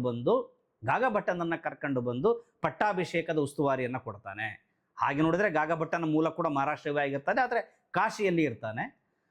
ಆದರೆ ಗಾಗಾಭಟ್ಟ ಕೂಡ ಅಲ್ಲಿ ಬಾರ್ಗೇನ್ ಮಾಡ್ತಾನೆ. ಅಂದರೆ ನೀನು ಮೊದಲೇ ಶೂದ್ರ, ನಿನಗೆ ಮೊದಲೇ ಅಲ್ಲಿ ಯಾರು ಕೂಡ ನಿನಗೆ ಪಟ್ಟಾಭಿಷೇಕಕ್ಕೆ ಒಪ್ತಾ ಇಲ್ಲ, ಈಗ ನಾನು ಬರಬೇಕನ್ನೋದಾದರೆ ನನಗೆ ಸರಿಯಾದ ದಕ್ಷಿಣೆಯನ್ನು ಕೊಟ್ಟರೆ ಬರ್ತೀನಿ ಅಂತ. ಎಷ್ಟು ದಕ್ಷಿಣೆ ಅಂತಂದರೆ ಆ ಕಾಲಕ್ಕೆ 1,00,000 ವರಹ ಅಂದರೆ ಬಂಗಾರದ ನಾಣ್ಯ, 1,00,000 ಬಂಗಾರದ ನಾಣ್ಯಗಳನ್ನು ಡಿಮ್ಯಾಂಡ್ ಇಟ್ಟು ಅಷ್ಟನ್ನು ತೆಗೆದುಕೊಂಡು ಗಾಗಭಟ್ಟ ಬಂದು ಶಿವಾಜಿಯ ಒಂದು ಪಟ್ಟಾಭಿಷೇಕದ ಶಾಸ್ತ್ರಗಳನ್ನು ಮಾಡಿಸೋದಕ್ಕೆ ತನ್ನ ಬ್ರಾಹ್ಮಣರ ದಂಡೇ ಕಟ್ಟಿಕೊಂಡು ಬಂದು ಪಟ್ಟಾಭಿಷೇಕದ ಪ್ರಕ್ರಿಯೆಗಳನ್ನು ಮಾಡೋದಕ್ಕೆ ಶುರು ಮಾಡ್ತಾನೆ. ಚರಿತ್ರೆಯಲ್ಲಿ ಇದರ ಬಗ್ಗೆ ವಿವರಗಳಿದ್ದಾವೆ. ಆಸಕ್ತರು ಪುಸ್ತಕಗಳನ್ನು ಓದಬಹುದು, ತಿಳ್ಕೊಬಹುದು. ಇದು ತಪ್ಪು, ಇದಕ್ಕೆ ಆಧಾರಗಳೇನು ಅನ್ನೋದಾದ್ರೆ ಚರ್ಚೆ ಮಾಡಬಹುದು. ಗಾಗಭಟ್ಟ ಪಟ್ಟಾಭಿಷೇಕ ಮಾಡುವಂಥ ಸಂದರ್ಭದಲ್ಲಿ ಶಾಸ್ತ್ರಗಳನ್ನು ಮಾಡಬೇಕಾಗಿರುತ್ತೆ. ಏನು ಅಂತಂದರೆ, ಪಟ್ಟಾಭಿಷೇಕ ಮಾಡಬೇಕಂತಂದರೆ ಮುಂಜಿ ಆಗಬೇಕು ಅಂತ. ಉಪನಯನ ಅಂಥೇಳಿ ಬ್ರಾಹ್ಮಣರ ಪರಿಭಾಷೆಯಲ್ಲಿ ಅದನ್ನು ಕರೀಲಾಗ್ತದೆ. ಆದರೆ ಬ್ರಾಹ್ಮಣ ಆಗಿರಲಿಲ್ಲ ಶಿವಾಜಿ, ಎಲ್ಲಿಂದ ಏನು ಮಾಡಬೇಕು? ಆದರೆ ಶಾಸ್ತ್ರ ಮಾಡಲೇಬೇಕು ಎನ್ನುವಂಥ ಕಾರಣಕ್ಕಾಗಿ ಮುಂಜಿ ಶಾಸ್ತ್ರವನ್ನು ಕೂಡ ಶಿವಾಜಿಗೆ ಮಾಡಿಸಲಾಗ್ತದೆ. ಆಶ್ಚರ್ಯ. ಆದರೆ ರಾಜ ಆಗಬೇಕಾಗಲ್ಲ, ಆಗ್ತದೆ. ಅಷ್ಟು ಮಾತ್ರ ಅಲ್ಲ, ರಾಜನಾಗಬೇಕಾಗಿದ್ದವನಿಗೆ ವಿವಾಹ ಶಾಸ್ತ್ರ ಕೂಡ ಆಗಿರಬೇಕಲ್ಲ, ವಿವಾಹ ಶಾಸ್ತ್ರ ಆಗಿರಬೇಕಲ್ಲ. ಇದು 44 ಶಿವಾಜಿಗೆ 44ನೇ ವಯಸ್ಸಿನಲ್ಲಿ ಪಟ್ಟಾಭಿಷೇಕದ ಪ್ರಕ್ರಿಯೆ ಆಗ್ತದೆ. ಈತನಿಗೆ ಯಾವಾಗೋ ಆಗಲೇ ಮದುವೆ ಆಗಿರ್ತದೆ. ಮಾತ್ರ ಅಲ್ಲ, ಈ 44ನೇ ವಯಸ್ಸಿನಲ್ಲಿ ಪಟ್ಟಾಭಿಷೇಕ ಆಗುವಂಥ ಸಂದರ್ಭದಲ್ಲಿ ಶಿವಾಜಿಗೆ ಎದೆ ಎತ್ತರ ಬೆಳೆದಿರ್ತಕ್ಕಂಥ ಮಗ ಇರ್ತಾನೆ. ಆದರೆ ಪುರೋಹಿತರು ಹೇಳ್ತಾರೆ, ಪಟ್ಟಾಭಿಷೇಕ ಆಗಬೇಕು ಅಂತಂದರೆ ನಿನ್ನ ವಿವಾಹ ಶಾಸ್ತ್ರಬದ್ಧವಾಗಿ ಆಗಿರಬೇಕಾಗಿತ್ತು. ಅದು ವಿವಾಹ ಶಾಸ್ತ್ರಬದ್ಧ ಆಗಿಲ್ಲ, ಮತ್ತೊಮ್ಮೆ ನಿನ್ನ ಮದುವೆ ಶಾಸ್ತ್ರಬದ್ಧವಾಗಿ ಆಗಬೇಕು ಅಂತೇಳಿ ಗಾಗಭಟ್ಟ ಹೇಳ್ತಾನೆ. ಶಿವಾಜಿಯ ವಿವಾಹ ಶಾಸ್ತ್ರವನ್ನು 44ನೇ ವಯಸ್ಸಿನಲ್ಲಿ ಮತ್ತೊಮ್ಮೆ ಮಾಡಲಾಗ್ತದೆ. ಯಾಕೆ? ಶಾಸ್ತ್ರ ಸಂಪ್ರದಾಯ ಅಂತ ಕಾರಣಕ್ಕಾಗಿ. ಆಯಿತು, ಅದು ಕೂಡ ಆಗ್ತದೆ. ಕೊನೆಗೆ ಪಟ್ಟಾಭಿಷೇಕ ಕಾರ್ಯಕ್ರಮ ನಡೀತದೆ.